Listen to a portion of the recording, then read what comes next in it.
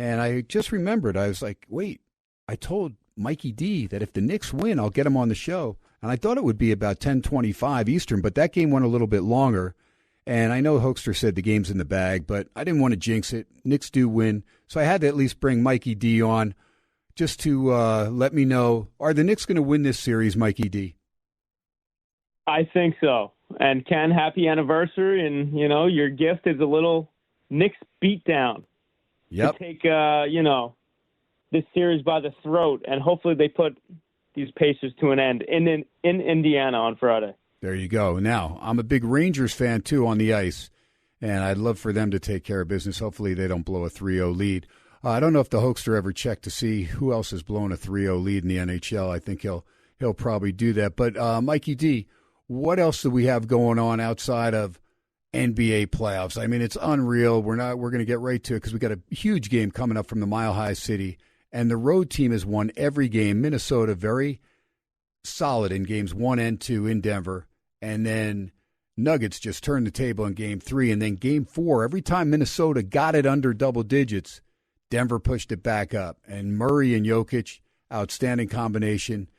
Aaron Gordon, to me, is just one of these guys that has turned back time. That guy keeps in great shape. I always enjoyed him, but he was always on losing teams.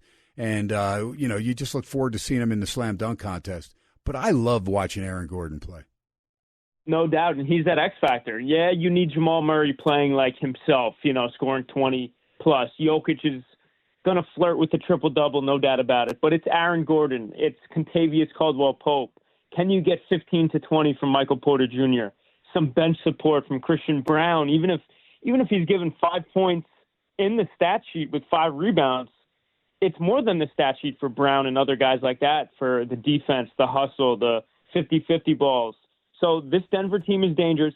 Ken, I wouldn't say I thought it was out of reach, but I thought Minnesota would at least go up 3-1. And here we are sitting at 2-2, and there's no team more dangerous right now than those Denver Nuggets, with Jokic motivated to coming off 2 butt kickings from Minnesota to turn this around like they've done and really win this swing game tonight. There you go. And you got to be careful because some teams do play better when they're not in front of their home fans. Karl Anthony Towns has 5 of the first 7-4 out of the gate. Minnesota leads 3.5 minutes in Denver. And, of course, Minnesota. And that's the key for Minnesota. It's Karl Anthony Towns. I mean, look at last game, 5 of 18 shooting. This guy's an all-star. This guy's a big body who shouldn't be shooting 5 of 18. That means he needs to change his play style a little bit, take it inside more rather than kind of chuck some threes. So if Anthony Edwards has the proper help, this game is going to go down to the wire. All right. Let me just take a look at, these other series. By the way, Edmonton, Vancouver, second period just about to get underway. Aces had that big 12-point lead. It's down to 4, 38-34 against Phoenix. Caitlin Clark debut, we told you, 92-71 Connecticut beat Indiana. And the Fever, which is Caitlin Clark's team, for those that aren't following WNBA. And Caitlin Clark did have 20 points, but did have 10 turnovers as well. But she played 32 minutes, 7 minutes more than anybody else on the Fever squad. Cavaliers and Celtics. Tomorrow, Boston, favored by 14.5, 204.5. Is it over? And what's the update on Mitchell? It's over. It looks like Donovan Mitchell is going to play a nice game, but Ken, listen, I'm 25.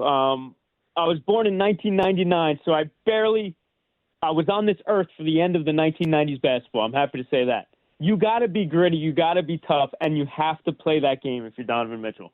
Even if you're fighting through injury, even if there's some risk, they let the series go. Cleveland did play good yesterday, but how is Donovan Mitchell not in that game, and now they're down 3-1? Yeah, and they played well. I mean, they really did, and Garland played excellent basketball and kept them in there for a while. It was a good, solid team effort. They did cover the line. They covered the opening line of 8, lost by 7, and the closing line of 11, because once people found out that Mitchell was out, that line ballooned. Mavs and Thunder.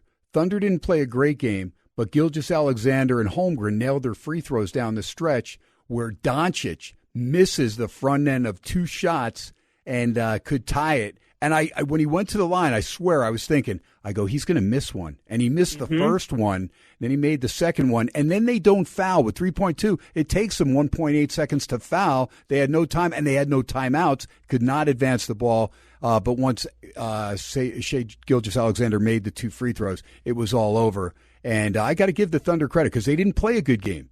But they played a solid, gritty fourth quarter, and they found a way to win it. Now they're back home. They're -4, 212.5. Who wins that game tomorrow? Oh, man. I mean, I can't see Luka playing how he played. I mean, Ken, it was so ugly the entire game. But really, Luka's performance, I have this thing on Courtside Buzz that I do called the hot garbage treatment. It's for superstars who shoot terribly in losses. And Luka Doncic had a triple-double, and I still gave it to him. He was like 5 of 20 with almost 8 or 9 turnovers. And then missing that free throw was just horrific. I know he's battling injuries to 2 parts of his leg.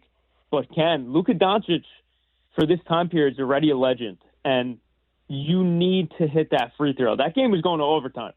And they just let the Thunder take it. Kyrie Irving, 9 points on about 6 shots. Are you kidding me? In a major Game 5. So I was pretty stunned at that. A major Game 4, excuse me. So who wins tomorrow? Thunder? Should I lay the 4, stay away, take the Mavs? You going to take the Mavs in the points? I'm waiting for the Mavs to become underdogs in that game. That's kind of how I bet. Thunder are -4. Thunder are -4 in OKC. -4. I'm sorry. Yeah. Then I'm hitting Dallas. All right, so we're all right. That's another bet. Knicks were favored. I'm going to give you the Mavs tomorrow. I'm going to take OKC. I think they're going to ride the momentum of stealing that game to go up 3-2. So jot these down now, Mikey D. I think we're 1-1 right now. So all right, let's do it. But Ken, here's the thing about OKC. Shea was terrific last night. Yeah, Chet Holmgren came up clutch in the 4th. So did J-Dub. But the 3 quarters from that Thunder team outside of Shai Gilgeous-Alexander was terrible. They shot like 25% as a team outside of Shea. So that's what I'm worried about because Dallas's defense is very underrated. Yeah, I can't argue with you there. I'm going to say Thunder are going to win and take a 3-2 lead back to Dallas. Celtics should close out the Cavs, and it could get ugly. Could be all over, but the shouting by middle of the third quarter. All right, Mikey D, I had to get you on just to because I told you I would, and I always appreciate you, and you always stay up late anyway to watch these games, so I figured let me get you on there. Minnesota's up 11-9, 7:22 to go, first quarter. Go watch it. We'll get you back on as we head into the finals of the Eastern and Western Conference. Always appreciate you, Mike. Real quick, plug yourself. Sure, and Ken, thanks for having me on. I'm watching this game right now. Catch the final result on Courtside Buzz on all platforms, Instagram, Facebook, Twitter, TikTok.